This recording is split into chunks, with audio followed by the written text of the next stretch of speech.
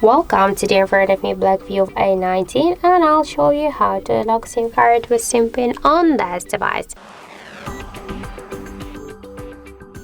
So let's just first open the settings application, and after that tap here to the security section, then scroll a little bit down and tap to SIM card lock.